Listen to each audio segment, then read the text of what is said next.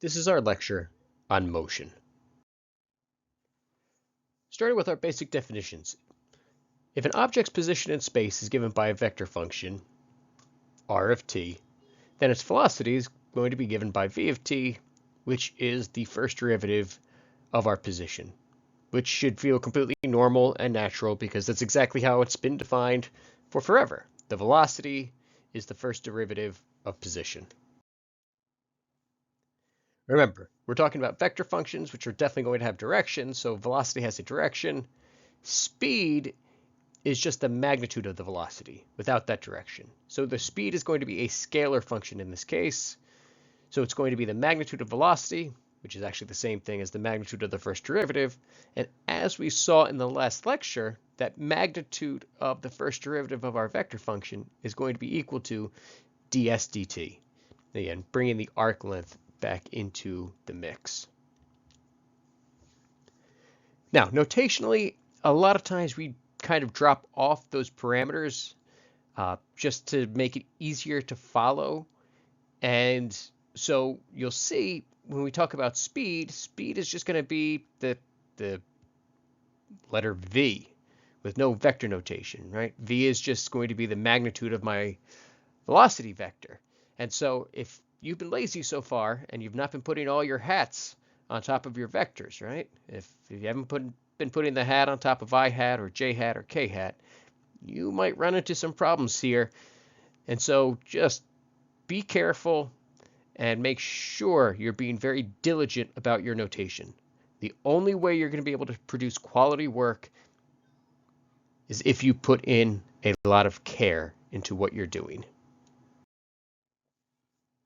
Moving on, acceleration is the first derivative of velocity, which means it's the second derivative of position. And again, that's pretty straightforward. Hopefully no surprises there. So now let's do our example. So these are all of our givens. The acceleration of the object is given by this particular vector function. And then we're also given two initial conditions about its velocity and its position.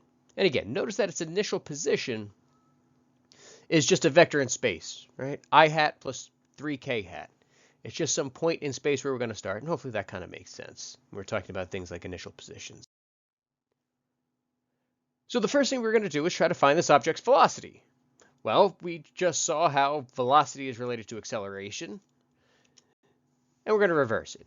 So velocity is going to be the integral of acceleration, and all we're going to do now is just plug in our vector function for acceleration that was given to us. In this case, I hat plus 2j hat plus 6t k hat, and then dt.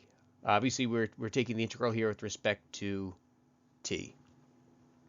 When we take the integral of our vector functions, we go component by component. So to help make this a little bit more clear, I'm going to color code them. So I'm doing I hat in red, j hat in blue, and k hat in green. So we want to take that antiderivative, well, component by component. So the I hat component is just one I hat. So I'm taking the antiderivative of 1 with respect to t. The antiderivative of 1 with respect to t is just t. And the antiderivative of 2 is 2t. And the antiderivative of 6t is going to be 3t squared. Now, notice, of course, this is an indefinite integral, so we need our plus c. And when we're dealing with vector functions, that plus c is actually a vector. So the plus c vector. We now use our initial conditions to actually solve for c, to figure out what c is going to be. So we plug in our 0 everywhere into our original vector function, but, well, it's a polynomial. So what's going to happen if I plug in a 0 everywhere? Basically, everything else becomes just 0. So we'll see that our vector c hat is just our initial condition, j hat minus k hat. So what we had before, and now we just replace that plus c with what we solved using our initial conditions. But this isn't how we want to actually write this. I have multiple j hats and multiple k hats, and that's just not proper. So again, I'm going to color code all of these. Now that they're color coded, we regroup And so I have two vectors with j hat. So I have a 2t j hat and just a 1 j hat. And basically we're going to group and factor out the j hat. So we get 2t plus 1 j hat. Similarly with the ones in green, we group our k hats, 3t squared minus 1 k hat. So there's our equation for velocity. Done part 1. Part 2, let's find the speed of this object. So the speed is going to be the magnitude of our velocity. Now to find the magnitude, we're just going to use the magnitude formula, which means we plug in each of those individual component functions, square them, sum them, and it's all under my square root. So again, this is just a bunch of algebra. These are all binomials, so it shouldn't be too tough. Expand each of them, right? And then group the terms. And so we should get the speed of the object is given by this, the square root of 9t to the 4th plus 11t squared plus 4t plus 2. Of course, you should be pausing this video as we go through and actually doing this work yourself. If you want to become a proficient mathematician, you cannot become proficient without actually practicing math and doing some of this algebra. So make sure you stop, take the time, do this yourself, and make sure you ended up with the same result I did. Who knows, maybe I made a mistake. Next, we want to find the position of the object, or at least a vector function that will allow us to find the position at any time. Again, we're using that same idea that if we reverse what we were doing, the position function is going to be the integral of our velocity function. Again, we plug everything in, right? We're just substituting our velocity function. And again, let's color code. So going through component by component, the antiderivative of t, 1/2 t squared, and that'll be for the I component. Moving over to the j component, the antiderivative of 2t will be t squared. The antiderivative of 1 is t, and so on. And hopefully you paused and did the math yourself, but double check, and hopefully you ended up with the same function there for position. Notice we have another constant added at the end, right? My plus c, my plus vector c. Again, we'll use our initial conditions. I'm going to do this a little bit quicker this time because hopefully we get the pattern. Basically, if I plug in t equals 0 and they're all polynomials, everything goes away. And so my c hat is going to be the same as, well, my initial conditions. And now when I regroup, I have one extra I hat. So bring that I hat over with the 1/2 t squared from before. And we have an extra 3 k hat. Bring that over with the k hat. And again, double check, make sure you're getting the same thing I am. All right, on to the next part of the lecture. Now we're going to talk a little bit more in depth about acceleration.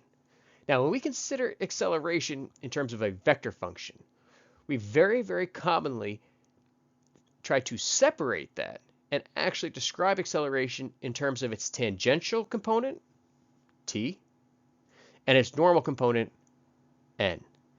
Now, these are the same exact t hats and n hats from the previous video where, again, that t hat is the unit vector in the tangent direction, and n hat is the unit vector for the normal in that normal direction, and they're both orthogonal to each other. And we're going to use that as our basis for understanding acceleration. Now, hopefully this also kind of makes some intuitive sense as well. In particular, think about when you're riding in a car and you start going around a turn quickly. So for example, maybe you're taking your exit and you're going kind of quickly. While you're driving in your car and you're going around a curve, you're feeling forces in two directions. You have the tangential component, which is actually that push forward, right? You feel the car pushing you forward. And then you also feel like you're being pushed to the side, right? If the car's going fast enough around a curve, you feel like you're being pushed to the side of the car.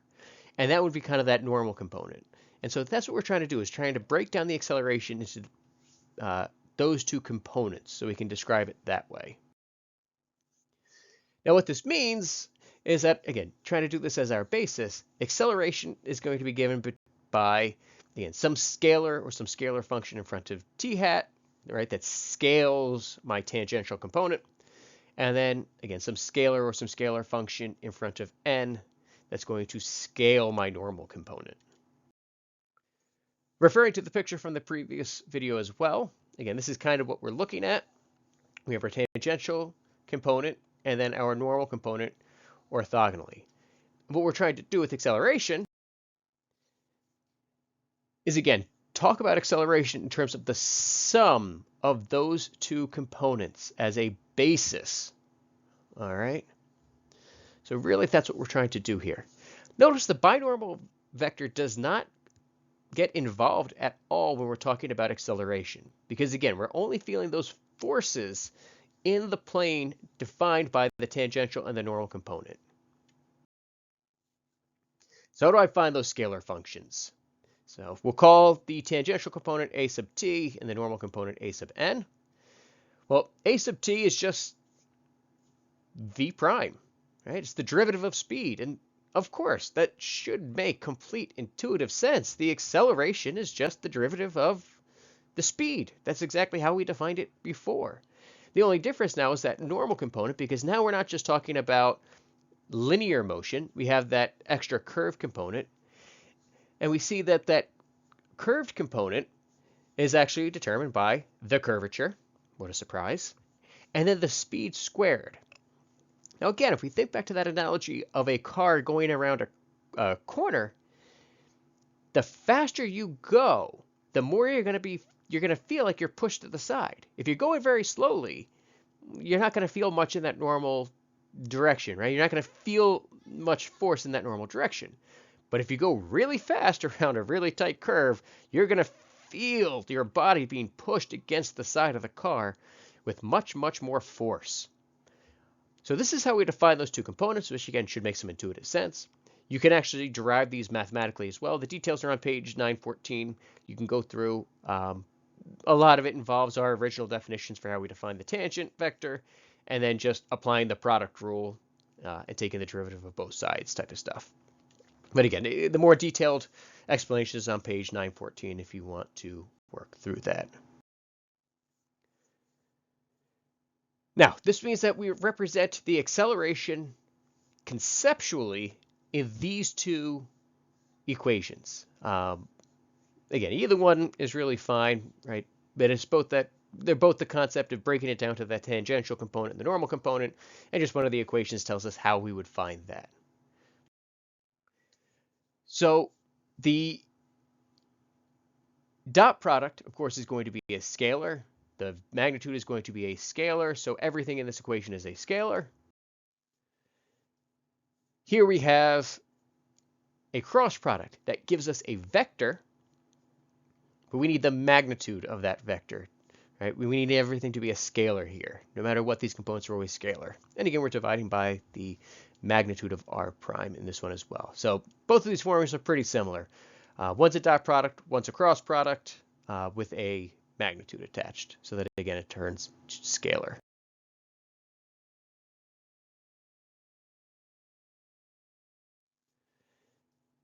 Here we have a cross product that gives us a vector, but we need the magnitude of that vector, right? We need everything to be a scalar here. No matter what, these components are always scalar. And again, we're dividing by the magnitude of r prime in this one as well. So both of these formulas are pretty similar.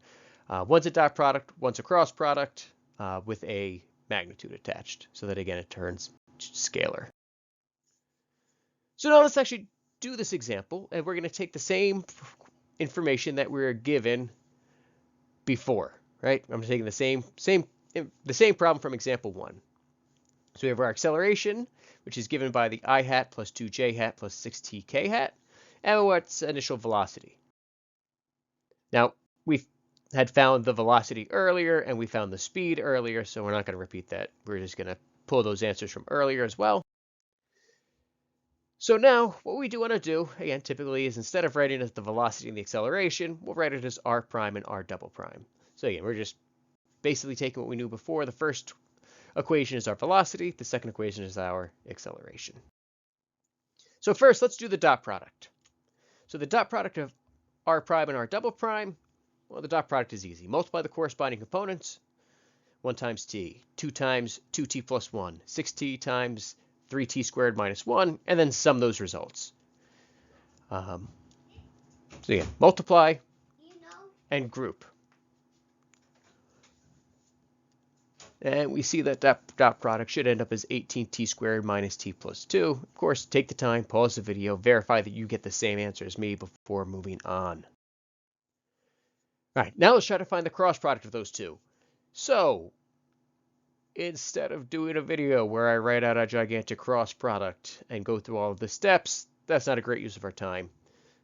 Here's a little bit of hand waving. You can get the cross product on your own and see if you get the same answer as me. That's what I got. Maybe it's right. I don't know. Did you do it yourself to double check? Let's see. Well, we have the cross product, but what we really need is the magnitude of this cross product, right? Because we need to turn that vector into a scalar. So the magnitude, well, we know what to do. Square each of the components, sum them, put them under my square root. So I have to square each of those components. Now, these components get a little hairy here, right? I actually have a trinomial as my I hat component. So when I expand that, I can't just use the binomial theorem. I'm going to have to actually expand it. And if I expand everything, this is what we should get. Again, I tried to group it with parentheses so you can hopefully see a little bit better. And then just combine the like terms, and we end up with this big square root. The magnitude of this cross product is that square root of 45t to the fourth plus 72t cubed plus 66t squared plus 24t plus 6. Now, let's put our ingredients into our recipes. So for the tangential component, just basically plug in what we found for the dot product and what we found for that magnitude earlier when we were doing example 1. There we go. That's all it is. And again, there's not much else we can really do here. It just gets left as kind of this sort of ugly expression. That's just what it is. Then for the second part, define that normal component, magnitude of the cross product over the magnitude of the velocity function, and again, just substitute. And again, it looks kind of ugly, but there's really no better way to do this than that. And again, double check all your answers, make sure you're getting the same thing as me. And hopefully you were able to follow that without too much difficulty.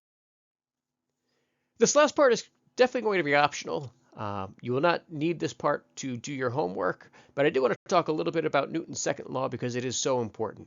And also because the rest of the chapter talks about Kepler's laws of planetary motion, which I think are absolutely fascinating, and I highly encourage you to read about them. Although, again, it's not necessarily going to, well, be required to do well in the rest of our Calculus 3 course. It's just interesting how in the very early 1600s, Kepler was able to look at basically tables and tables of data and basically discern these 3 laws that describe how all of these objects in space move. And he did it without calculus. It wasn't until about 50 years later that Newton started developing calculus, and even longer than that, I think closer to 80 years, when Newton was actually able to show that Kepler's 3 laws actually fall out as consequences of the calculus that he developed, which I think is just fascinating that he was able to verify it 80 years later. Kind of the same as we've done, throughout the history of mathematics and physics.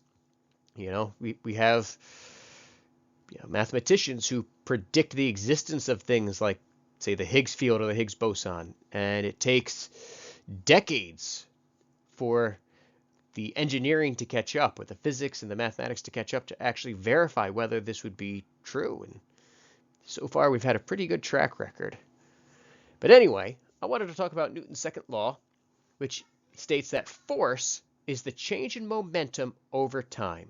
This is exactly how the Newton's second law is basically defined, although it's not typically how we normally see it. And I wanted to just kind of go through how we go from this statement to the normal way that most people are used to seeing Newton's second law written. So first of all, we need to understand momentum, and momentum is measured as the product of an object's mass and its velocity. Again, that kind of makes sense with momentum, right? Something heavy going fast, well, that's going to be hard to slow down. It's got a lot of momentum. But something light going slow, not too hard to stop. Not much momentum going on there. So the formula, force, is going to be that change in momentum. So the mass times the velocity at some time 1 minus the mass and times velocity at some time 0 divided by that change in time from time 1 to time 0. So there's our formula. But if the mass is constant, we're going to be able to factor it. Now, that's not always the case. In the terms of planetary motion, yeah, the masses are constant, right? The mass of the Earth really isn't changing. The mass of the moon is not really changing. Those things are constant, so we're going to be able to factor it. But that's not always the case, particularly if we're talking about designing a rocket ship. Well, the mass when it leaves, when it's full of rocket fuel, and then the mass as it actually enters orbit is going to change because you're burning through that rocket fuel. Your mass is decreasing. You're not going to be able to just assume that the mass is this constant that you can factor out, so you're not going to be able to do this next part. Again, this only works for special cases, which that's typically the easy cases when we start with our physics class. But with a constant, we factor that constant. We factor m out. But then, what do we have in that parentheses? Well, that parentheses is our difference quotient, right? It's the difference of our two different, well, I guess, variables in a quotient form. We've seen this before.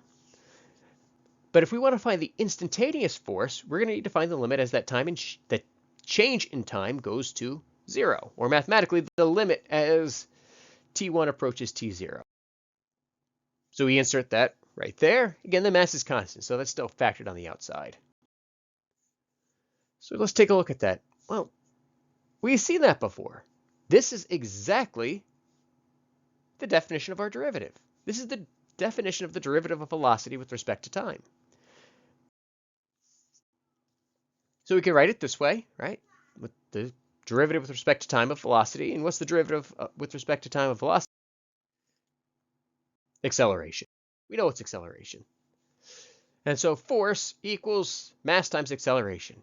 F equals ma, and in terms of a vector function, well, the vector function for force is equal to the mass times the vector function for acceleration. All right. Thanks for bearing with me. I hope this lecture went all right. Don't forget to send me emails if you have questions. Good luck studying.